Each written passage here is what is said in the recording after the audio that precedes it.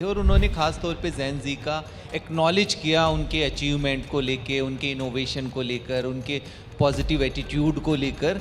और दूसरा उन्होंने एक बात कही कि उनको रोल मॉडल बनना है ग्लोबल जो यूथ है उनके। ऐसा पब्लिक हेल्थ के अंदर एक सबसे बड़ी चुनौती हम देख पा रहे हैं यहाँ पर, वो है कि हमारा जो पहले से बर्डन था कम्युनिकेबल डिजीज़, इसमें मलेरिया, ट्यूबरक्लोसिस और ये सब हो गया, पर अब जो डिजीज़ बर्डन है हमारा वो नॉन कम्युनिकेबल जो लाइफस्टाइल रिलेटेड डिजीज़ है वो काफ़ी ज़्यादा बढ़ गया है। कैटेगरी में हम चीज़ों का ध्यान रखें तो वो हमारे लिए बेहतर होगा। एक हमारे जो एल्डरली लोग हैं या जिनको पहले से कोई ना कोई गंभीर बीमारी है, जिनको हार्ट या लंग से संबंधित कोई प्रॉब्लम है। दुनिया के सबसे ज्यादा प्रदूषित शहरों में से एक शहर में आकर वहां सांस लेकर कैसा लग रहा है? देखिए, सबसे पहले मैं बताना चाहूँगा, जैसे अभी पीएम नरेंद्र मोदी जी ने अपने भाषण में बात की थी, जैन जी का जिक्र किया, और अभी जैसे हम सुन भी रहे थे जैन जी की काफ़ी हम बात कर रहे थे, और उन्होंने ख़ास तौर पे जैन जी का एक्नॉलेज किया उनके अचीवमेंट को लेके, उनके इनोवेशन को लेकर, उनके पॉजिटिव एटीट्यूड को लेकर। और दूसरा उन्होंने एक बात कही कि उनको रोल मॉडल बनना है ग्लोबल जो यूथ है उनके लिए, और वो रोल मॉडल बन भी रहे हैं। और स्पेसिफिकली अगर देखें तो वो हर एक सेक्टर में अपना पार्टिसिपेशन कर रहे हैं, चाहे वो स्पेस हो, चाहे साइंस के सेक्टर के अंदर हो, आर्ट एंड कल्चर के अंदर हो, सभी सेक्टर में उनका पार्टिसिपेशन देख रहे हैं। और उनका जिस तरह का इंटेलेक्चुअल लेवल है वो भी हम देख पा रहे हैं बिल्कुल। पर यहाँ पर जैसे आपने जिक्र किया कि जो अभी एयर क्वालिटी इंडेक्स की आपने डायरेक्टली बात की, देखिए मैं सबसे पहले तो इस बारे में आपका भी ध्यान और आपके चैनल के थ्रू ध्यान खिंचवाना चाहूँगा। और जैसा हम पब्लिक हेल्थ के अंदर देखते भी हैं, ख़ास तौर पे जो ये जैन जी है, या फिर अगर हम ओवरऑल युवाओं की, यूथ की भी बात करें कंट्री में, और यूथ पॉपुलेशन हमारी सबसे बड़ी स्ट्रेंथ है, और जैन जी भी आगे कुछ समय के बाद हमारी एक वर्क फोर्स रहेगी। और जो इकॉनमी को ड्राइव कर रही है हमारी जो मिलेनियल है, 30 से 40 साल, 30 से 50 साल वाला जो एज ग्रुप है, उनकी संख्या भी काफ़ी ज़्यादा है। अब जो आपने पोल्यूशन की बात की, वो तो एक फैक्टर है ही, पर जैसा पब्लिक हेल्थ के अंदर एक सबसे बड़ी चुनौती हम देख पा रहे हैं यहाँ पर, वो है कि हमारा जो पहले से बर्डन था कम्युनिकेबल डिजीज़, जिसमें मलेरिया, ट्यूबरक्लोसिस और ये सब हो गया, पर अब जो डिजीज़ बर्डन है हमारा वो नॉन कम्युनिकेबल जो लाइफस्टाइल रिलेटेड डिजीज़ है वो काफ़ी ज़्यादा बढ़ गया है। पोल्यूशन उसका एक फैक्टर है, पोल्यूशन भी उस चीज़ को, उस बीमारी को कंट्रीब्यूट कर रहा है, पर उससे बड़ी चुनौती जो जीवन शैली से संबंधित बीमारियां वो ज़्यादा। मैं जीवन शैली से संबंधित बीमारियों पर आऊं, लेकिन हम में से बहुत सारे लोगों को ऐसा लगता है कि एयर क्वालिटी इंडेक्स 400 है, 500 है तो क्या फ़र्क पड़ता है। ये तो पिछले 7-8 साल से हम सुन ही रहे हैं। हमें ऐसा लगता है कि शायद हमारी बॉडी एडजस्ट कर लेगी, लेकिन जो हेल्थ एक्सपर्ट्स हैं वो कहते हैं कि आपकी बॉडी एडजस्ट नहीं कर रही है, वो अंदर से ख़त्म होती चली जा रही है। ये 400-500 AQI नॉर्मल हो गया है क्या? न्यू नॉर्मल कहें, हमारी बॉडी एडजस्ट हो गई है? देखिए, एडजस्ट तो नहीं हुई है बॉडी, और जैसे हम रिजल्ट अब देख भी रहे हैं उसके, इनफैक्ट आप खुद ही देख लीजिए, इस तरह से हम यंग हार्ट अटैक से लेकर और भी जितनी प्रॉब्लम्स, रेस्पिरेटरी डिजीज़ का ग्राफ जिस तरह से बढ़ रहा है, तो वो उसको और ज़्यादा ट्रिगर कर रही है। जो ऑलरेडी हमारी प्रॉब्लम, जो मैंने अभी लाइफस्टाइल की बात की, उसको ये AQI और ज़्यादा ट्रिगर कर रहा है। और दूसरा, जैसे हम देखें कि अब अर्बनाइजेशन होने की वजह से हमारा जो Tier 2, इवन जो ग्रामीण क्षेत्र में लोग हैं, ज़्यादा से ज़्यादा युवा वो मूव कर रहे हैं शहरों की तरफ।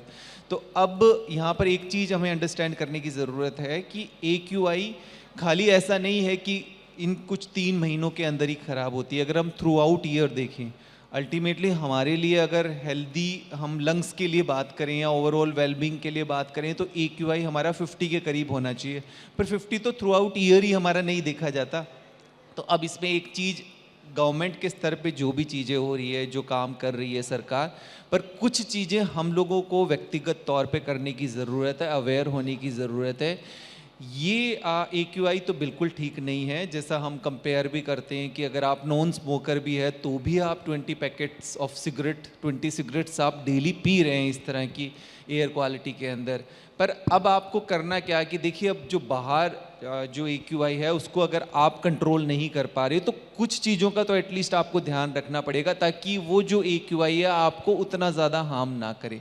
अब इसमें जैसे सबसे ज़्यादा ज़रूरी है, क्योंकि अभी तो हम सोल्यूशन ओरिएंटेड, ये प्रॉब्लम हमें पता है, हम इसको देख पा रहे हैं कि ये एक चैलेंज है, बट यहाँ पर हमें व्यक्तिगत तौर पे कुछ चीज़ों का ध्यान रखना ज़रूरी होगा, ताकि जो पोल्यूशन की जिस तरह के इल इफ़ेक्ट्स है वो हम लोगों को और ज़्यादा हमारे लंग्स को डैमेज ना करे। इसमें हम दो कैटेगरी में हम चीज़ों का ध्यान रखें तो वो हमारे लिए बेहतर होगा।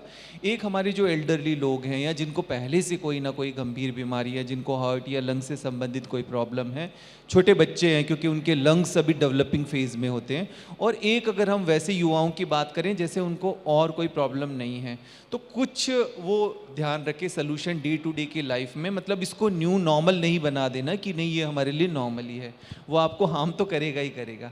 जी तो जी मैं 2 दिन पहले पढ़ रहा था, हमारे नए चीफ जस्टिस, उन्होंने कहा मैं दिल्ली में सुबह 1 घंटा वॉक पर निकला था और मैं बीमार हो गया हूँ। बहुत सारे डॉक्टर्स और बहुत सारे एक्सपर्ट्स कह रहे हैं छोड़ सकते हैं, अफोर्ड कर सकते हैं तो छोड़ दें दिल्ली। आप भी यही कहेंगे? मैं इसमें कहूँगा कि देखिए अभी तो हमारे युवा वगैरह और ये सब तो मूव कर रहे हैं अपनी ग्रोथ के लिए, अपनी डेवलपमेंट के लिए, तो वो तो शहरों की तरफ आ रहे हैं। अगर पढ़ने के लिए भी और सब चीज़ों के लिए भी आपको आना तो होगा यहाँ पर अब उस चुनौती के अंदर कैसे आप अपना ध्यान रख सकते हैं, क्योंकि छोड़ देना सलूशन होगा नहीं उसका, और सब लोग उस चीज़ को अफोर्ड भी नहीं कर सकते। तो कुछ प्रैक्टिकल चीज़ का हमें यहाँ पर डिस्कशन करना होगा। और जैसे अभी आपने बात की कि कुछ चीज़ों के लिए जैसे बार बार हम अवेयर कर रहे हैं, डायरेक्शंस दे रहे हैं सब चीज़ों का, तो वहाँ पर आपको ध्यान रखना। देखिए जो भी आपने सुबह का जिक्र किया, सुबह का एयर क्वालिटी इंडेक्स ठीक नहीं है, तो अभी आपको वॉक करने के लिए, एक्सरसाइज करने के लिए आउटडोर जितना हो सके अगर आप अवॉइड करें तो बेटर है, बिकॉज उससे कुछ फ़ायदा तो नहीं होगा बल्कि आपको नुकसान ज़्यादा होगा। तो जितना हो सके आप इंडोर करें। अब तो जैसे हर जगह पर, हर कॉलोनी में, हर ब्लॉक्स में जिम्स वगैरह, फिटनेस सेंटर पर, वो जो उसको अफोर्ड नहीं कर सकते वो घर के अंदर ही करें। एक्सरसाइज ज़रूर करनी है, वर्कआउट आपको ज़रूर करना है, पर जितना हो सके जब एयर क्वालिटी इंडेक्स ठीक नहीं है तब आपको नहीं करना। और दूसरा, कई बार हम लोगों को गलतफहमी होती है कि बाहर की एयर क्वालिटी इंडेक्स ठीक नहीं है, पर इंडोर भी पोल्यूशन उतना ही ज़्यादा होता है। अगर हम इस हॉल के अंदर बैठे हैं तो ऐसा नहीं है कि हम हॉल के अंदर प्रोटेक्टेड है, यहाँ पर भी PM 2.5 पार्टिकल जो हम देख नहीं पा रहे, या कई तरह की ऐसी गैशियस चीज़ें होती है जो हमारे लिए विजिबल नहीं है, जिनको हम देख नहीं पा रहे हैं। तो हम तो उतना अंदर भी उतना ही पोल्यूशन है।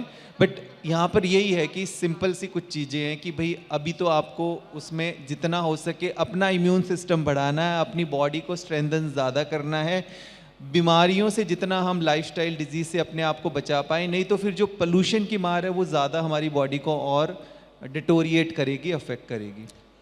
बीमारियों से बचने के लिए कहा जाता है अपनी रोग प्रतिरोधक क्षमता बढ़ाइए, अपनी इम्यूनिटी बढ़ाइए। 500-700 की AQI से आपको कोई इम्यूनिटी बचा सकती है क्या? नहीं, बिल्कुल। देखिए जो उसका हार्मफुल इफेक्ट है वो तो हमारी बॉडी के अंदर रहेगा, पर यहाँ पर देखिए हम हर चीज़ में बात करते हैं, कुछ मॉडिफाइबल रिस्क फैक्टर होते हैं, कुछ नॉन मॉडिफाइबल रिस्क फैक्टर होते हैं।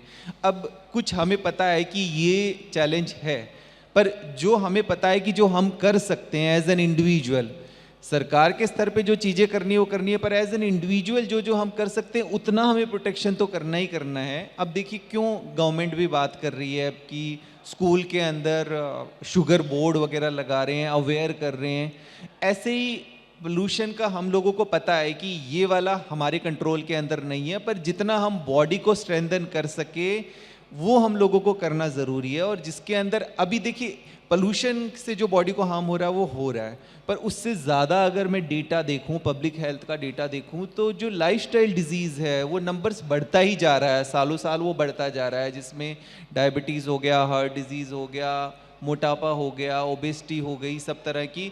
इनफैक्ट आप ये देखिए कि आजकल बच्चों के अंदर भी ओबेसिटी, प्री डायबिटीज़ होना, प्री हाइपरटेंशन होना, तो ये ज़्यादा हमारे युवाओं के लिए अलार्मिंग है। अच्छा, हम लोगों को लगता है कि जो लोग शहरों में रहते हैं उनके लिए 40 के बाद BP होना, शुगर होना, मोटापा होना, कुछ और दिक्कतें होना ये बहुत कॉमन है, पर क्या ये बात सिर्फ शहरों तक सीमित है या आपके पास जो लोग आते हैं गाँव तक भी ये समस्या उतनी ही बड़ी है? नहीं, और अगर है तो करना क्या है?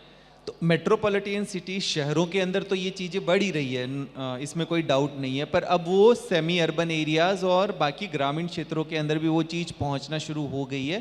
पर इसको इग्नोर तो नहीं करना है, जितना कई बार हमें आम तौर पे लगता है कि अच्छा डायबिटीज़ है और उसको हम फिर फॉर ग्रांटेड ले लेते हैं, या ब्लड प्रेशर है फॉर ग्रांटेड ले लेते हैं।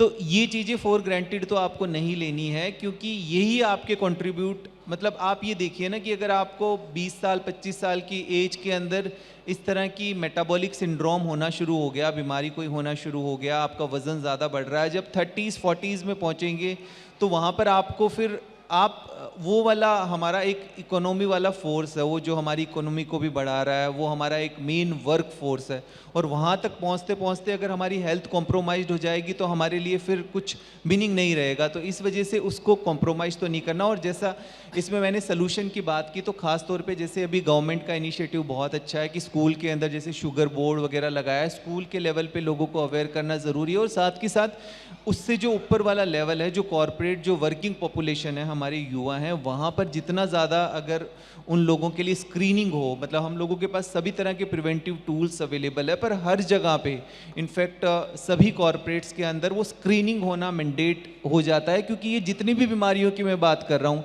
इन सब को हम इजीली स्क्रीन करके टाइम रहते हुए पता कर सकते हैं और ठीक कर सकते हैं। कि देखिए डेटा की बात करें तो डेटा एक हम बात कर रहे हैं, नंबर्स की हम बात कर रहे हैं, पर जब ऐसी कोई कैजुअलिटी होती है तो वो उनके लिए, उस घर के लिए तो एक बहुत बड़ी बात होती है। तो इस चीज़ को हमें बहुत सीरियसली लेना ज़रूरी है कि ये अभी जो सबसे ज़्यादा अगर हम नंबर ऑफ डेथ की बात करें तो उसका मेन कारण भारत के अंदर यही लाइफस्टाइल डिजीज़ है।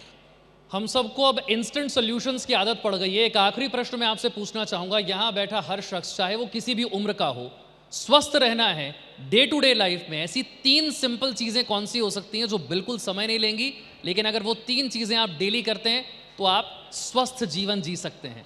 अभी हम जो देख रहे हैं, ज़्यादा हम सब चीज़ ओवर कर रहे हैं या अंडर कर रहे हैं, मतलब हम ओवर ईटिंग ज़्यादा कर रहे हैं। तो सबसे पहले तो कि वो ओवर ईटिंग नहीं करनी।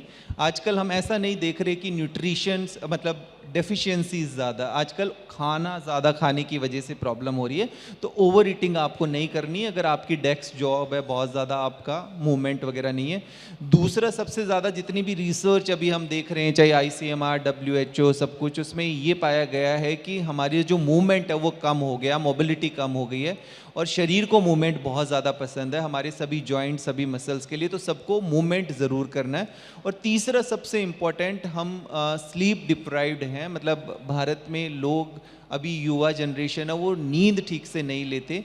तो नींद आपकी ठीक होनी बहुत ज़्यादा ज़रूरी है, क्योंकि नींद भी अगर आपकी ठीक नहीं तो वो भी बॉडी के हर एक ऑर्गन को आपका अफेक्ट करेगी। एंड फोर्थ में मैं बताऊंगा, स्ट्रेस मैनेजमेंट उतना ही ज़्यादा ज़रूरी है। स्ट्रेस मैनेजमेंट के लिए आप कुछ भी करें, योगा करें, प्राणायाम करें, मेडिटेशन करें, ये सब आपको करना बहुत ज़्यादा ज़रूरी है। और 5th नंबर, अपनी स्क्रीनिंग ज़रूर कराते रहें ताकि बीमारी को आप समय रहते हुए डायग्नोस कर सकें, और जितना जल्दी आप डायग्नोस कर पाएंगे, पूरा आप उसको ठीक तरीके से ट्रीट कर सकते हैं।